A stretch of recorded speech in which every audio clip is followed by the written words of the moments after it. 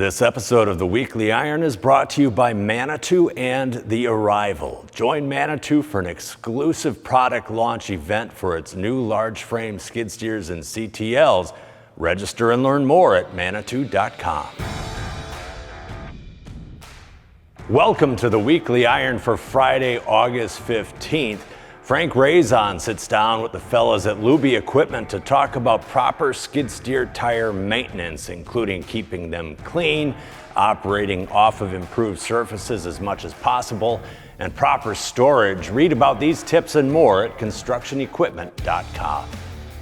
Big news out of the U.S. military today as JCB has announced a $45 million contract to supply backhoes to the Marine Corps.